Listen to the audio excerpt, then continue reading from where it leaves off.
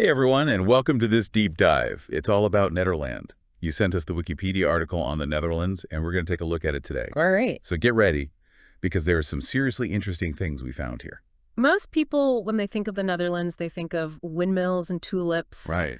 But something that's really interesting is that actually a quarter of the country sits below sea level. A quarter of the country. Yeah. Wow. That's pretty wild when you think about it. That's a huge amount of land that's basically just constantly at risk of flooding. It is.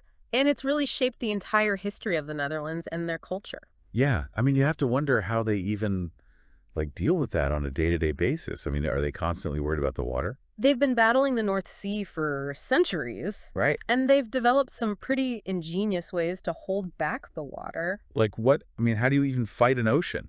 Well, their secret weapon is dikes. The dikes. You know, they actually built over 3,000 kilometers of sea dikes as part of this project called the Delta Works. 3,000 kilometers.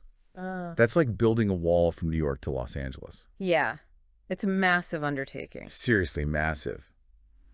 So besides constantly battling the sea, what else makes the Netherlands so unique? Well, for starters, it's not just one country. Oh, really? It's actually 4 countries within a kingdom. Wait a minute. Hold on. I thought we were talking about the Netherlands, not some giant empire. It's a little bit of both. You have the Netherlands as we know it in Europe, Right. but then they also have these 3 special municipalities in the Caribbean. What? Bonaire, Sint Eustatius, and Saba. So it's like a European country with a tropical twist. That's amazing. What's Yeah. the story there? How did they end up with these Caribbean territories? Well, it's kind of a remnant of their colonial past. Oh, okay. You know, the 17th century was the Dutch Golden Age, Yeah. where they had tons of trade and exploration. Sure. But of course, that involved colonialism and the slave trade. Right, of course. A Yeah. very dark chapter in history. So getting back to the present day, the Netherlands is a constitutional monarchy, right? Mm. So they have a king, but what does that actually mean in a practical sense? Well, these days it's more of a symbolic role. The real power lies with the parliament and the prime minister. Gotcha. So the king doesn't get to just stroll around in a crown making all the decisions. Yeah, quite. Not Although the- I'm sure he does enjoy wearing the crown. Yeah, I bet he does. Yeah. One more thing I'm curious about. It says here that the Netherlands has a really decentralized political system. They have 12 provinces and over 340 municipalities each with a lot of autonomy. Yeah. So it's not just the central government calling all the shots. No, it's very much a reflection of their history and their culture. They've always been kind of this nation of independent thinkers and innovators, even within their own borders. Interesting. And speaking of independent thinkers, the article mentions that over half the population identifies as non-religious now, Yeah. which is a huge shift from their traditionally Christian background. It is. It's a trend we're seeing in many parts of Europe, but it's particularly pronounced in the Netherlands. Yeah. It makes you wonder how that's shaping their society and values these days. Right. Are they becoming more secular, more individualistic? It's definitely something to think about, but even though there is this trend towards secularism, the Netherlands still has a really strong sense of community and social responsibility. So even though they're moving away from traditional religion, they still have this strong sense of caring for each other. Absolutely. Yeah. The article even highlights their commitment to cultural diversity. Oh, really? They actually officially recognize languages like Frisian, Yiddish, and even Sinti Romanis, Sinti Romorn. which is the language of the Roma people. Wow, I had no idea. That's incredible. It's like a linguistic melting pot over there. It is. And, this openness extends to their approach to social issues as well. In what way? Well, they're often seen as kind of a progressive leader. They were one of the first countries to legalize same-sex marriage. Right. And they have this very tolerant approach to soft drug use. So they're not afraid to challenge the status quo and kind of push boundaries a little bit. They're definitely not afraid to do things their own way. And we can't forget about their global impact either. Yeah, the Netherlands is a founding member of the EU, NATO, the UN. That's right. I mean, for such a small country, they really punch above their weight on the world stage. They do. And it's not just political influence. The Hague, which is one of their major cities, Yeah. is home to the International Court of Justice and the International Criminal Court. Oh, wow. So they're really committed to international law and global justice. Absolutely. Yeah. It's like they're saying, hey, we might be small, but we're here to make a difference. Love that. And their impact extends to the economic sphere, too. It does. The article mentions they're the world's second largest exporter of agricultural products. No way. Seriously. Right behind the United States. I always thought of them as a country of like cheese and windmills, not agricultural powerhouses. How do they manage that with such limited land? It seems like they've mastered these sustainable, high-tech farming techniques that the rest of the world could learn from. That's incredible. It makes you wonder what other innovations they have up their sleeves. Well, their transportation infrastructure is worth mentioning. Right. Schiphol Airport and the Port of Rotterdam, Huge hubs for trade and travel. major hubs, facilitating all sorts of things on a massive scale. It all starts to make sense now, how such a small nation can have such a big impact. It really is a testament to their strategic location, their entrepreneurial spirit, their willingness to embrace globalization. Okay, so we've talked about their history, their politics, their global influence. But what about the people themselves? What are the Dutch like? Well, one thing that comes to mind immediately is their love for cycling. Oh, yeah. And they are practically born on bikes. I've heard about that. Yeah, In some cities, like, bike usage surpasses 40%. it's true. It's a way of life there. It's not just transportation. Yeah, imagine that. A place where bikes outnumber cars. And it's not just cycling. The article talks about their love for sports in general, Oh, especially football. Their national team is known for its total football style of play. total football. And they've had some pretty impressive successes over the years. They even have this legendary player, Johan Cruyff. Oh, yeah, I've heard of them. He's considered one of the greatest footballers of all time. See, now that's something I can get behind. And speaking of things I can get behind, let's not forget about their artistic heritage. I mean, they gave us Rembrandt and Van Gogh, two of the most famous painters in history. And those are just the tip of the iceberg. Seriously. The article really highlights the depth and breadth of Dutch artistic expression. Wow. From painting and sculpture to Right. architecture and literature. Okay, so they're good at art, good at sports, good at governing themselves. Is there anything the Dutch aren't good at? Well, I suppose we could delve into their cuisine, but that's a topic for another deep dive, perhaps. Good point. Seriously, I'm blown away by how much this tiny nation has accomplished. It is remarkable. And to think we've only just scratched the surface of this Wikipedia article. Oh, there's so much more to discover. I can't wait to see what other surprises await us. Let's dive back in. All right, I'm ready. You know, we talked about the red light district and some of their, progressive social policies. Right. But there's another aspect of Dutch culture, I think, that really deserves more attention. And that's their emphasis on consensus building. Oh, yeah, we talked about that a little bit in terms of their political system. Right. How no single party ever has, like, a majority. Exactly. But you're saying it goes beyond just politics. It really does. The article kind of hints at this idea that it permeates their entire society, from the way they manage their water resources to the way they design their social welfare programs. So it's like this deep-rooted cultural value. Yeah. This way of approaching problems and finding solutions together. I think that's a great way to put it. It's like this understanding that they're all in the same boat, literally and figuratively, and that working together is the best way to navigate whatever challenges they face. That's pretty amazing when you think about it. Yeah. It makes me wonder if we could learn a thing or two from the Dutch. I mean, imagine applying that same collaborative spirit to some of the issues we're grappling with today. It's an interesting thought experiment for sure. Like, what if we approached climate change or political polarization or even something like healthcare reform with that same kind of Dutch mentality of finding common ground and working towards a shared goal? It almost sounds too good to be true. Yeah. But hey, if the Dutch can make it work, maybe there's hope for the rest of us. Speaking of optimism, there's one more thing I want to highlight about Dutch culture, Oh, yeah. and that's their incredible artistic legacy. Oh, absolutely. I mean, we briefly mentioned Rembrandt and Van Gogh, Yeah, just a couple of big names. but there's so much more to discover. There is. Where do you want to start? Well, the article talks about Dutch literature, Yeah. and it mentions Jus van den Wandel, who's considered one of their greatest poets and playwrights. Oh, yeah. He's a big one. And of course, we can't forget Anne Frank, Right. whose diary is, a powerful testament to the human spirit. Absolutely. I'm realizing how little I actually know about Dutch literature. Well, this deep dive is all about expanding our horizons, right? That's right. But let's not get too bogged down in the serious stuff. What about some fun facts?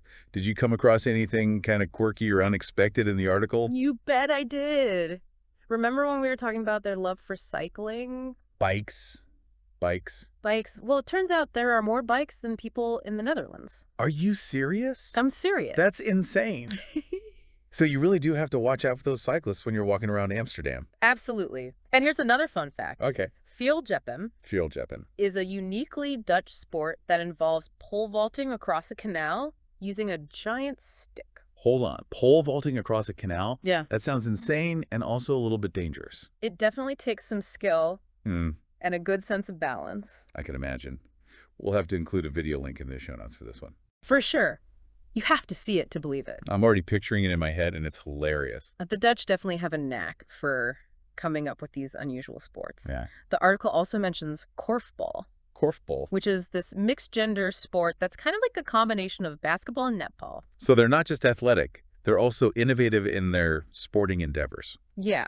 It's like they're constantly pushing the boundaries of what's possible. In sports and in life. I think that's a great observation. They're not afraid to try new things, to experiment, to challenge the status quo. And that spirit of innovation has led to some pretty remarkable achievements, as we've seen throughout this whole deep dive. Absolutely. We've covered everything from their battle against the sea to their thriving agricultural industry to their surprisingly diverse cultural landscape. It's a lot to take in. It is. It's hard to believe we've learned all of this from just one Wikipedia article. It goes to show that sometimes the most fascinating stories are hiding in plain sight.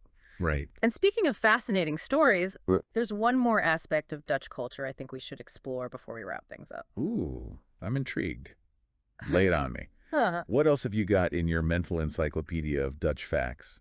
Well, I think it's worth revisiting this idea of the Netherlands as a nation built on consensus and collaboration. Okay. You know, their political system is a prime example. Right. With no single party ever holding a majority. Exactly. It's all about finding common ground, working together, even with differing viewpoints. We talked about that earlier. We did. And this spirit of collaboration, it isn't limited to politics. Right. It really permeates their society. It influences everything from their approach to water management to their social welfare programs. So it's like this deep-seated cultural value Yeah. that shapes how they interact with each other and the world around them. I think that's a very fair assessment, and it's something that I think really sets them apart from a lot of other countries, especially in today's increasingly polarized world. You know, it's making me think about our own society and how we could benefit from incorporating a bit more of that Dutch pragmatism and willingness to compromise. It's definitely a thought-provoking idea, but before we get too carried away with hypothetical societal makeovers, Right. I think it's time to shift our focus back to the Netherlands and wrap up this incredible deep dive. Okay, I'm ready for the grand finale. Okay. What's your final thought-provoking statement for the listener? Something to really make them think. Okay, here it is. Imagine you're tasked with designing a nation from scratch. You have to consider everything: geography, resources, history, culture, values. How would you build a society that is resilient, adaptable, and prosperous? Would you look to the Dutch model as inspiration? And if so, what aspects would you borrow? It's a thought experiment, but it's one that I think can lead to some really fascinating insights about the Netherlands and our own place in the world. That's brilliant. It's like a challenge to our listeners to become armchair nation builders. I love it. Precisely. And who knows, maybe it'll inspire some real-world innovation and problem solving. That's what I love about these deep dives. They always leave me feeling inspired and eager to learn more. But I have to admit, I'm a little sad that this one is coming to an end. I understand. It's been a fascinating journey. It has. But every good journey must come to an end. That's true. But hey, there are plenty more Wikipedia articles out there just waiting to be explored. Exactly. And who knows what amazing discoveries await us in the next deep dive. I can't wait to find out. Yeah. So until then, keep those brains buzzing and keep exploring the world around you. I'm still thinking about that thought experiment you gave. Yeah. Like if we had to design a nation from scratch. It's a big challenge. Huge. It makes you see the Netherlands in a whole new light. Right? I mean, they really created something special there. They did. And I think it really boils down to their ability to adapt, to innovate, and to collaborate. Those three elements seem to be like woven into the fabric of their society. It's true. Yeah. It's like they looked at all their challenges, you know, especially geographically, Mm. and they said, okay, how can we turn this to our advantage? And they did. They literally built their nation from the ground up, or I guess from below sea level up. Yeah. And it's a testament to human ingenuity and perseverance. Big time. Mm. And they didn't stop there. They took those same principles, like you said, adaptation, innovation, collaboration, and applied them to everything. To everything. Their political system, their artistic endeavors, their approach to social issues. It's really impressive. And speaking of social issues, we talked about their liberal policies, Mm-hmm. but it's not like they're just a free-for-all. The article makes it clear that they also have a really strong sense of social responsibility and community. Oh, absolutely. They have a very comprehensive welfare system that Right. provides a safety net for those in need. And they're known for their high levels of social trust and civic engagement. So it's like they found this balance between individual freedom and collective responsibility. Mm. It's something a lot of countries struggle with. Yeah, they seem to have figured out a way to create a society that's both tolerant and cohesive, individualistic and community-oriented. It sounds pretty utopian, to be Right. honest. But I know no country is perfect. No, of course not.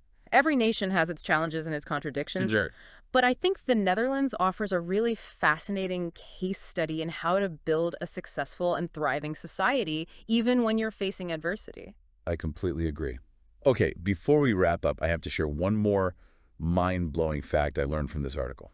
All right, hit me with it. Remember how we talked about the Netherlands being this agricultural powerhouse? Yeah, second only to the U.S. in exports. Right. Well, Yeah. get this. Almost half of all the greenhouse capacity in Europe is in the Netherlands. Wow, that's crazy. Isn't that wild? It's like they created this agricultural oasis in the heart of Europe. It's really incredible. It shows their commitment to food security and sustainability. And to ingenuity. Yeah. I mean, who would have thought that such a small country could become such a global leader in agriculture? Size isn't everything. Close. It's about using your resources wisely and being willing to innovate. Well said. I think we've officially squeezed every last drop of knowledge out of this Wikipedia article. I think so too. But something tells me this deep dive has sparked a curiosity in our listener that will continue long after this episode is over. I hope so. We've only just scratched the surface of what makes the Netherlands so unique. Yeah, and what makes them such an inspiration. Absolutely. But for now, I think it's time to say goodbye to our listener Until next time. and send them off on their own Dutch adventures. May your journeys be filled with windmills and tulips. And don't forget the stroopwafels. And a healthy dose of Dutch ingenuity. Until next time, everyone, happy exploring.